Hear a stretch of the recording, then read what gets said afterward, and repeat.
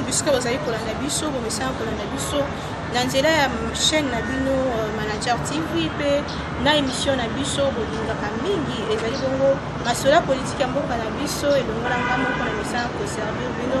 kasi tozali kocontinue koyoka mo bambuku mutu na mboka na biso nawe etali bongo politique bomesana kolanda bolingaka koyeba mo mozindo yango lelo oyo tozala mpenza biso moko te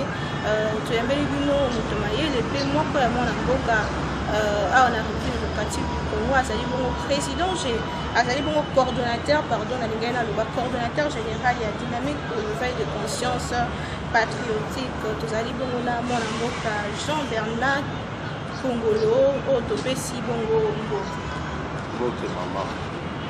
boni santé santé ya madame Angoli ya Nzambe boni lisanga oyo kambaka elongo na bandeko nyonso.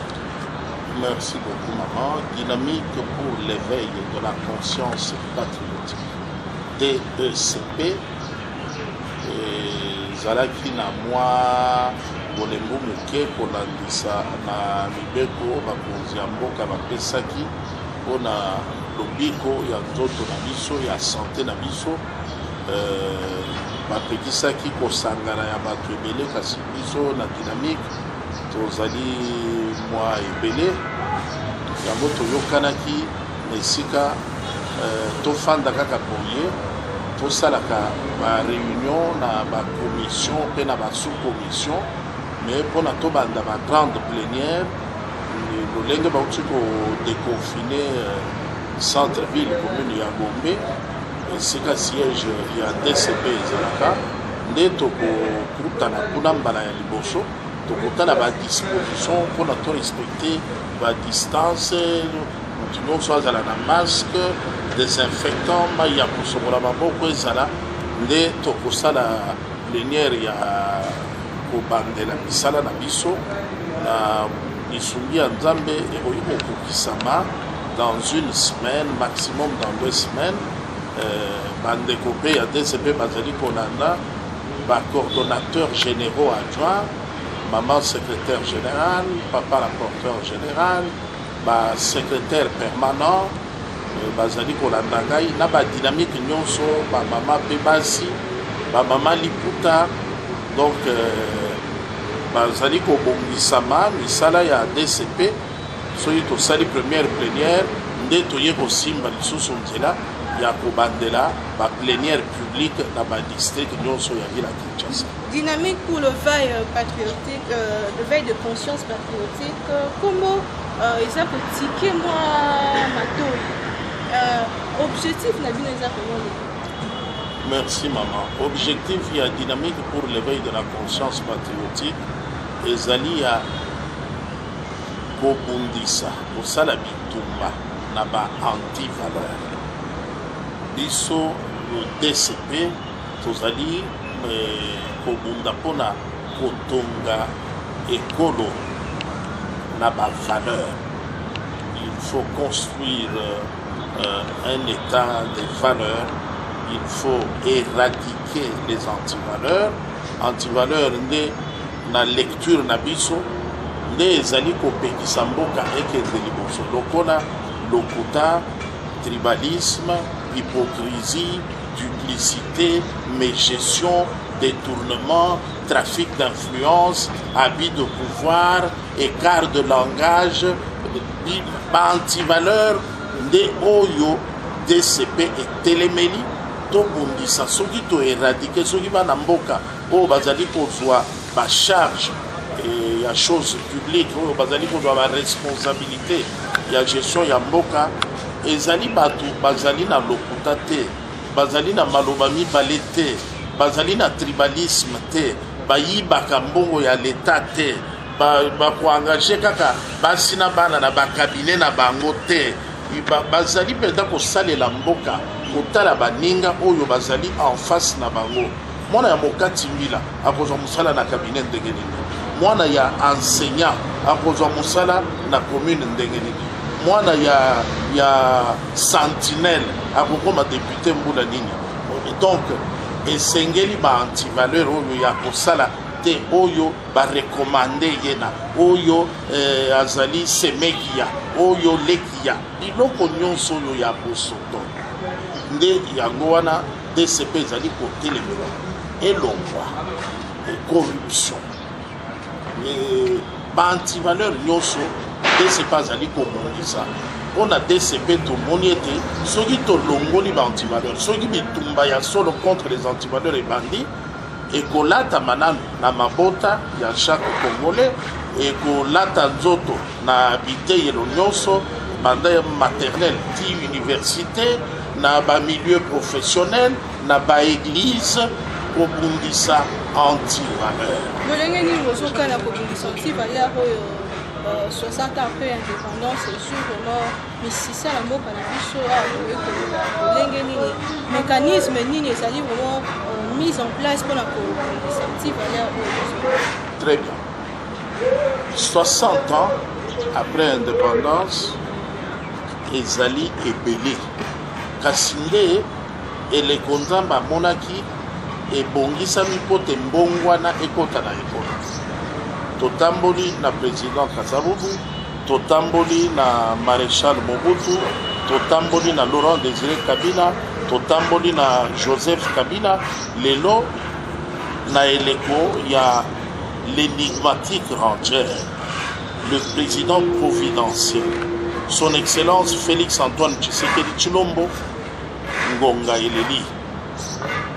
changement le peuple d'abord combattons les antivaleurs indépendance et justice contrôle ya inspecteur des finances na ba magistrat nyonso ya cour de compte et bandela omoni elan wana mokonzi ya mboka nde a inspiré biso parce que c'est un fruit des entrailles de la République mwana mboka pendo wa yebi mboka bien na comme azali kokamba na lolenge ya changement biso tozali nous nous inscrivons entre les lignes biso tozosala mosala na base mpona kotombola oyo mpe bazali na bainstitution bayebi ke justice etelemeli bango alors l'union faisant la force biso tokokota na badifférentes catégories socio-professionnelles po ete toimplante antenne bacellule ya DCP ya dynamique pour l'éveil de la conscience patriotique tozali na baspécialiste sociologue, psychologue, philosophe, économiste, juriste, tout qui ndenge na ndenge oyo na lisanga ya chaque cellule bakobenga mutu aya koteya sur antivaleur songolo na ba conséquences nango na société nde oyo biso tobengi plénière publique ezali tosangisi bana mboka tolakisa par exemple absence de l'hygiène salité ezali antivaleur tokobenga parents baboti toyebisa bango irresponsabilité manque de dialogue en famille renoncement volontaire ou involontaire na responsabilité parentale ya kokamba bana ya kolakisa bana nzela malamu ezali antivaleur comportement ya parents lokuta kobuka lokuta na télévision koyiba mbongo ya leta babeleli na télévision komilangwa ozozonga ndako ozosanza na misu ya bana ozobeta mama azobeta papa na misu ya bana ce sont des antivaleurs tokozela te baministre baya kosala tomoni te institution nini ekoki kosala yango wana ezali mosala ya société civile mosala ya force vive yango biso DCP na nzela wana ya kokota na bakartier na bacommune na bainstitution koimplante bacellule ebanda kointerpele conscience ya bayimboka ekosunga totonga mboka ya lokumu ya makambo elengi. Qui est derrière la DCP? Derrière la DCP, il y a le peuple congolais. Le peuple congolais. Lelo tokoki koloba mbutu bazali komona ozali koignore yango te désignation ya président ya seni mwana mboka Rosa Malunda oyo azalaki bongo intérimé na parlement kasi mingongo emati mingi baparti politique balobi bamisusu baprojecte bamarche kasi na ngambo na bino boanalyse situation na lolenge na ngambo na biso toanalyse que kobimisa ndeko Ronsard Malonda lokola mutu akokamba seni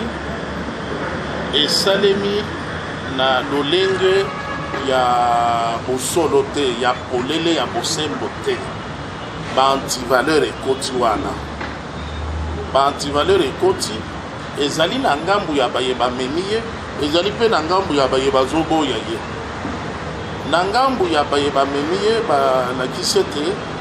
esika wana ngwende wana balingi bavandisa ndeko Ronsard Malonda makomi ya mibeko likonzi ya mboka oyo ezali kolakisa lolenge nini institution tobengi seni esengeli kotambola mikano wana elobi ete ngwende moto akofandela yango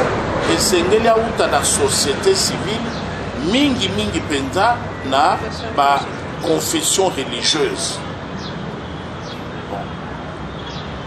Je pense que wana tokosalela yango débat ezali clair. Ndeko Ronsard Malonda auti na société civile toyebi te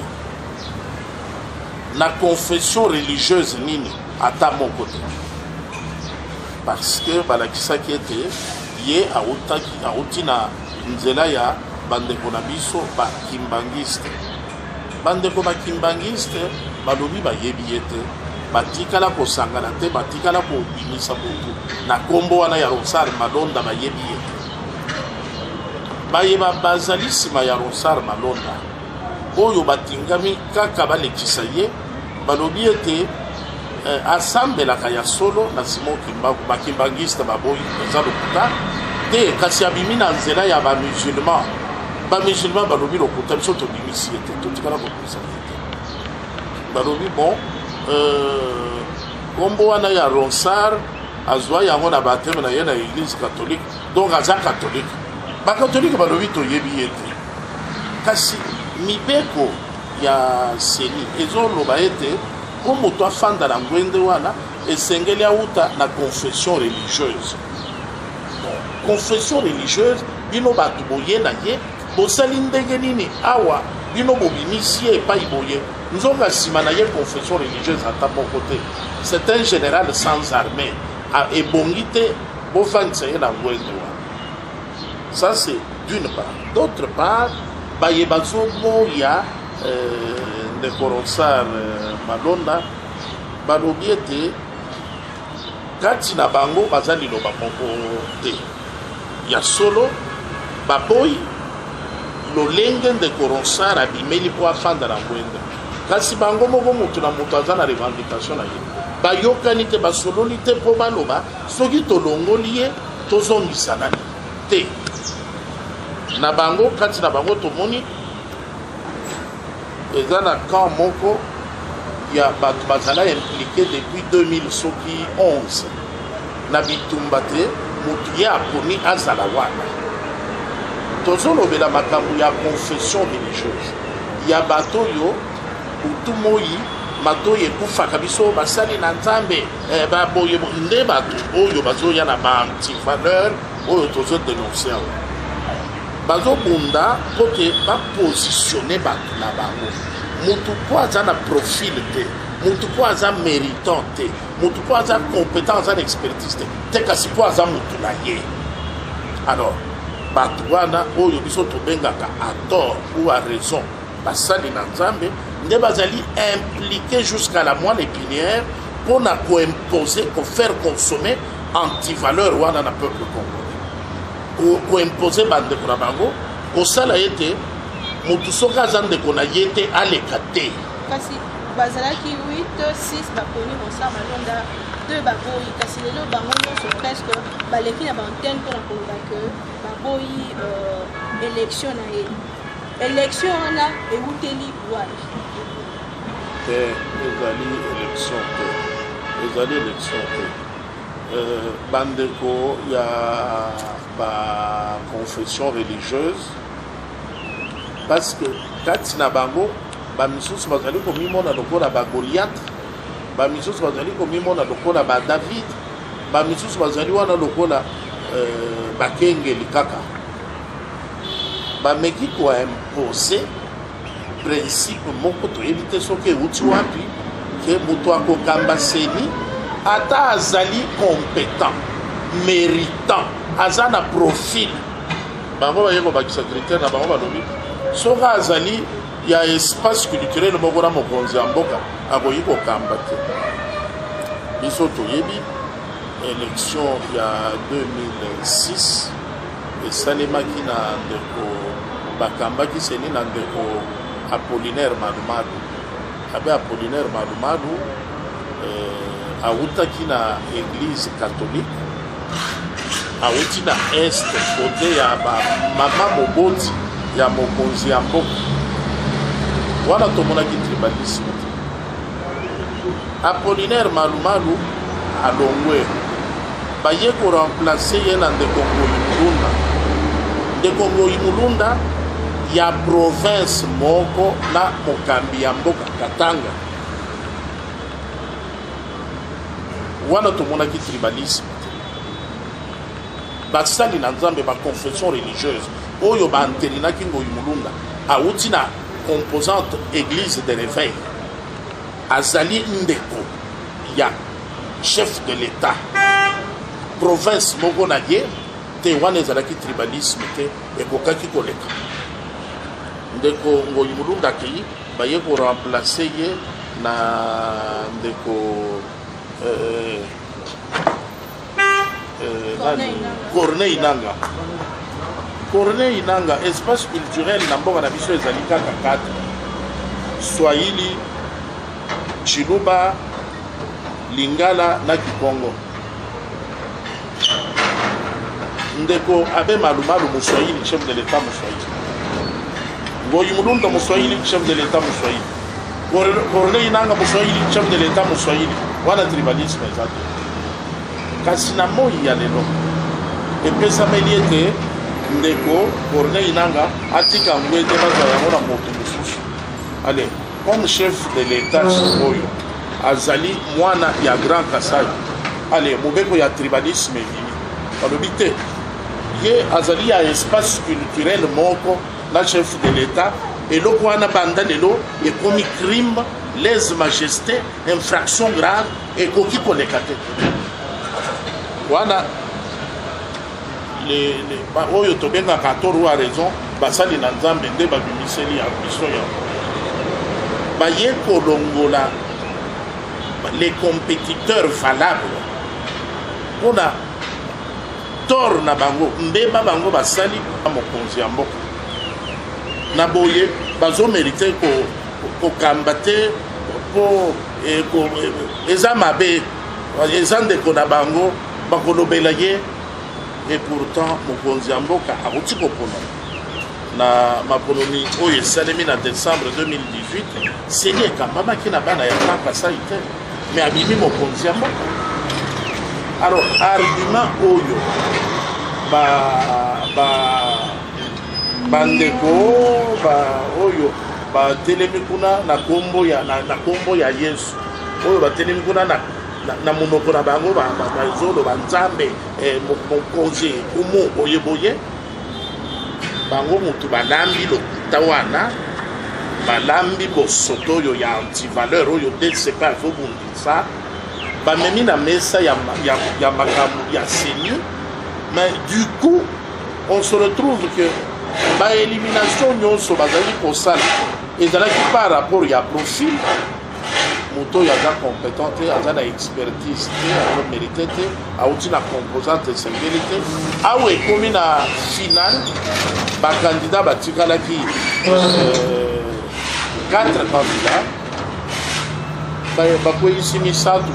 mpona mbemba na bango oyo bango basali lokola bake kobotama espace moko na mokonzi ya mboka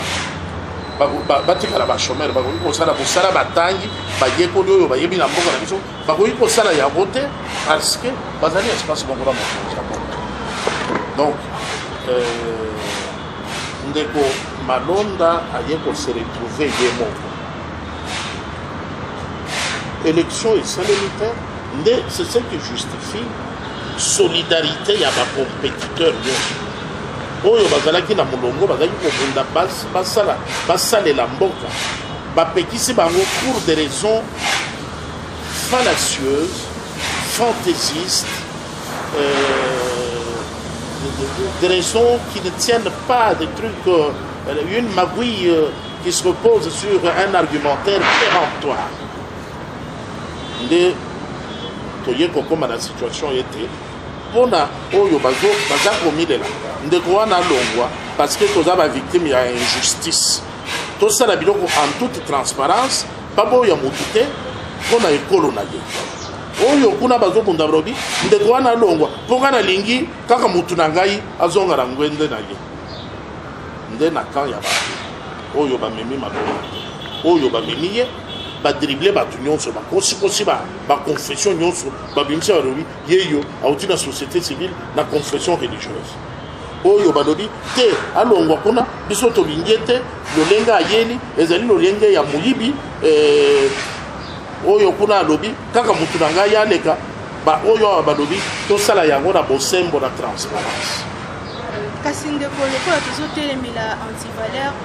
okotisi likambo etali tribalisme. Yo zomona te que quelque part s'il y a un problème tokomona bandeko na les étés mais bandeko bawewa mingi batelemi bandeko te kasai comme si bandeko kasai kuna nde baza mwa tribalisme makasi apparemment yango ta musezo bangisa. Très bien maman. Soki lelo tomoni likambo soki likambo ezali tomonaka voilà de mois de temps yobosani tomonaka pacifiquement bawewa babimi bakoklaxonner na bawewa wana bawewa nyonso bazalaka ya Kasai te. Na majorité te ba initiateur batu ba mema likanisi wana wa que tout ça la mosala oyo po babanda ko sala yango et pas na bango c'est vrai ezali ba Kasaya mais baye ko kotela yango penda na bikolo nyonso. Tala na Kisangani, tala na Katanga, tala na Goma, babenga kango bango ya bango babando benga motole. Kuna pe bakasayenga. Oyo nyonso wana bazana na Kisangani. Baboa badokele oyo nyonso baluba kaka bakasayenga kaka. Oyo nyonso bazana Katanga babemba basanga baboyeboye bakasayen kaka te na Kisasa le centre fortement politisé ezali ko reposer na ba argumentaire moko ezosimba nzela te mais na Kisasa wa lesika ya bawewa ye kozwa musala ya nani wewa ye kozwa musala ya batu ya pomba esika ya bawewa ezalaki batu na makasi bapomba nde bazalaki kopima na esika ya kotambola na moto mpo bango bawewa baza bapatron baye na mosala bazorendre service na mboka wewa akoki kosala motu mabe te kasi bapomba leur bango baye kokotela sikoyo bawewa nde bacriminel babandi kopikola bato basakre na banzela bango soki babimi mpona basala descente ndenge bawewa bazosala bazokende kotumba basiège ya baparti politique bazosakaje baeglise bazoboma bato opréféré totikala na bapomba plutôt que totikala na bawewa bato na lopoto baloba entre deux mots il faut choisir le moindre ngai na kopréféré wewa abimi na moto na ye amemi nano bana ya quartier akomisi bango esika bazokende bapesi mwa mbongo atie carburant na moto na ye aye korevandike koloba ngai mpe naza mwana mboka Congo naboyi moto wana bolufandisi wana azongi epana ke mpomba oyo akobima abandi nano makofi abotoli bisi ya bato bakomema bango bafuki bisi yango te bakokita yango na nko epuis soki bayebi ke parti politique oyo bandimilikanisi na biso te bake kuna basoki essence batumbi yango soki bayebi ete eglise wana pasteur na bango alobaki mabe contre candidat na biso basakaje église bapanzi soki bakutani na motu neti tozosolola boye babomi yo to babomi nga basali nga mabe wana bakomba. Alors balakisa sa lelo balobi tolongola bawewa tozongisa bakomba yango wana mama na te tosimbi likambo bakomba tokoki kolobela yango to mpe bawewa déjà okola lobi toza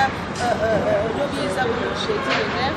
parti politique na boye kotanga kombo UDPS na déjà koprojete manifestation na bango oyo ekoyami d'ailleurs na gouverneur de la ville auti kotinda maître lelo PPRDP oyo ezali en coalition na UDPS to FCC cash bango mpe baprojete marche na bango bino lokola bandeko éveil ya conscience patriotique conseil to mpe liloba nini okoboyebisa na bandeko est-ce que faut kokoma na balabala po kosala mpenza nini na situation oyo? Très bien maman, na situation oyo conseil nga na kopesa ezali ete bandeko oyo bakani bakende kotala ndako na bango oyo ezali na kombo na bango babengi yango palais du peuple. Peuple alingi akende na ndako na ye azali libre ya moto akopekisa ngai nazonga ndako na ngai aza te. Moto akopekisa yo ozonga ndako na yo aza te. Gouverneur asali oyo batindi ye asala, asali oyo basengi ye asala. Mpona nini? Parce que ye moko awuti na peuple. Peuple nde edécide que moto alobi azokende pa na bango. Où est le problème? Moto azokende pa na bango lobi. Alors qui va dire oui ou non contre vent et marée? Après ça, la cause n'est pas là. Attends ce qui président Trump a le bilan zonga. Non, c'est chez moi, je rentre. La cause. Alors, maintenant, conseil n'a pas ça, ezali que bandeko ya ba parti politique. Oui, ba moniete. Ba ngope bazali population. Ba accompagner peuple na ndako na ye. Peuple aza na message nini peuple a lobby ba kosa biso te ba imposer biso ronsar malonda te parce que ayuti ayena ndenge ya clair te ndenge ya yeli wana ezali on dirait flou mingi on dirait magui moko esalemi na ndenge soki ya muyibi soki ya kolekela baninga na esprit yango conseil nazopesa na bandeko ya PPRD ezali ete bango bazali ba partenaire ya UDPS pour coalition pouvoir ezali FCC cash ba se solidariser na bandeko ya UDPS pour na kotelemela muyibi oyo ayena candidat na ndenge ya muyibi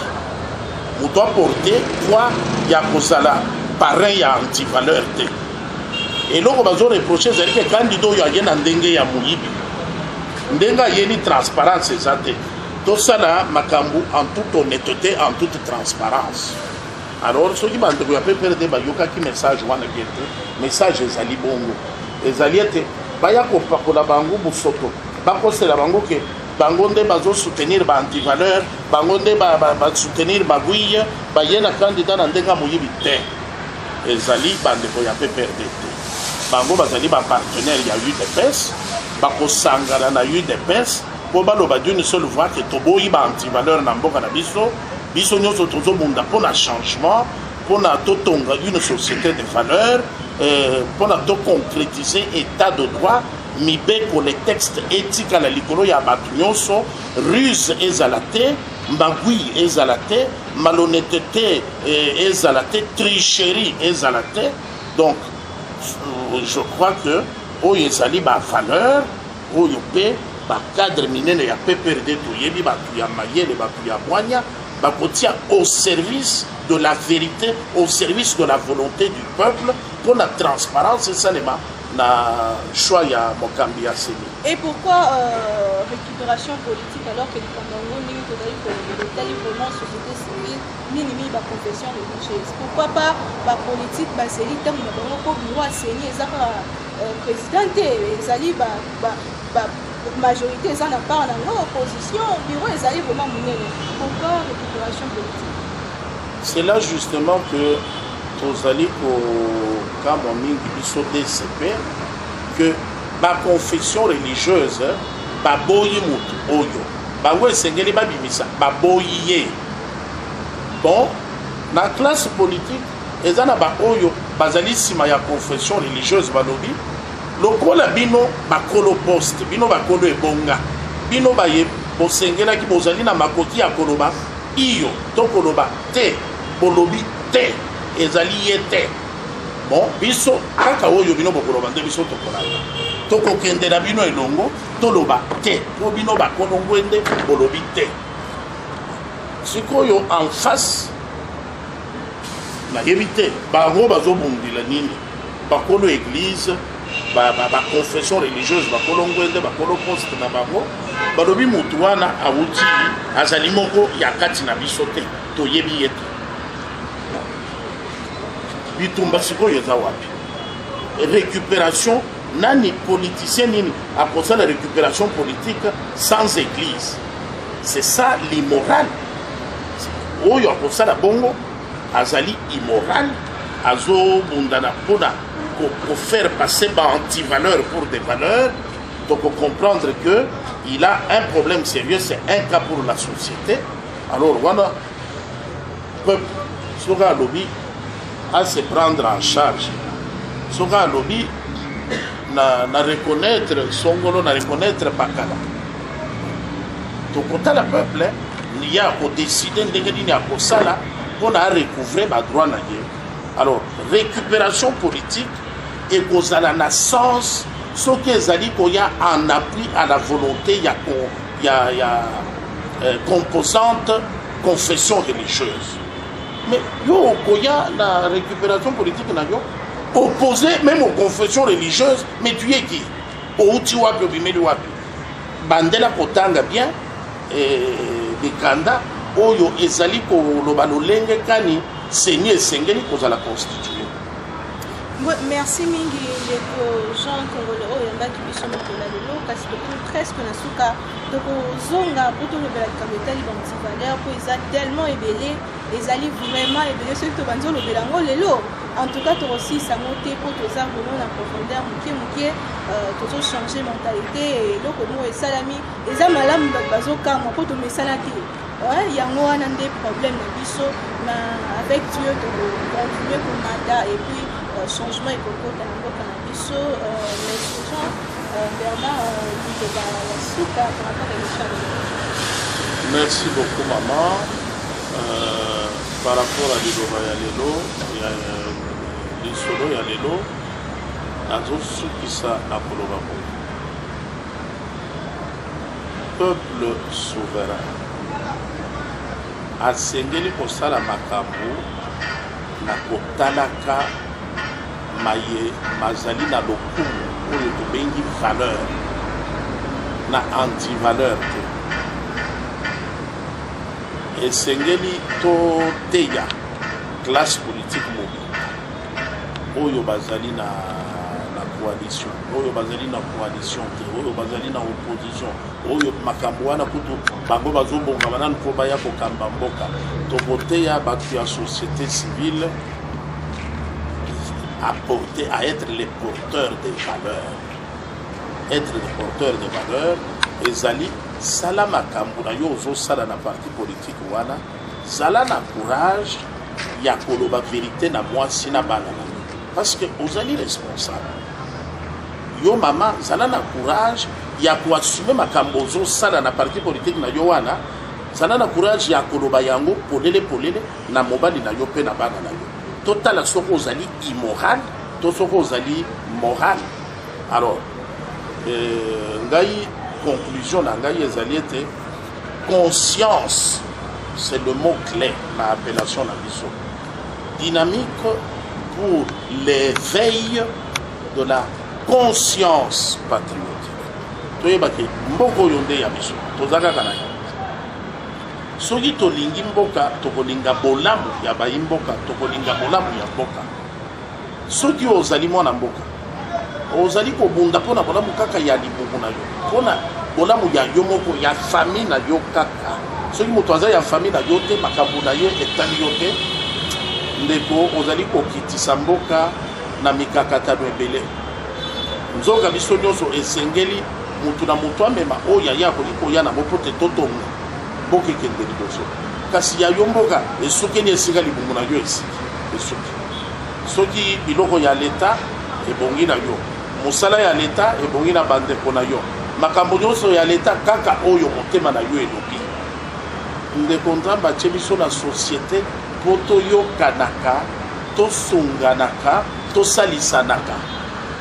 soki omoni ozokoka bongo te okoluka mboka na yo esika okozala yo moko sikoyo okosala ndenge nini ezopesa mawa mpe pasi bandeko boyamba message ya DCP na nungunungu mingi te c'est vrai que biso na DCP tozosoutenir justice mpo elandela bato basala baantivaleur eza te mpo osala antivaleur oyo na biso eza te mpo obanda kozape soko monela azalaka makambo balonga te mpo bakoya kolandela biloko nyonso ya moyibi oza na tokotika te message esekendaki ekopanzana ata biso toleki baye bazali nsima na biso bakokoba nango matondi bino moto. Merci beaucoup, c'est à nous de vous remercier pour l'endroit où il biso ondini pour la biso émission ici bandiko na biso tokutani na numéro mosusu balasima mpona kosolola kaka nde tomesana kasi bomesana mingimingi kokomela biso na page Facebook na biso mpe na compte na biso ya Facebook Naomi Mpila mingimingi bosabone na chaîne Manager TV oyo tozali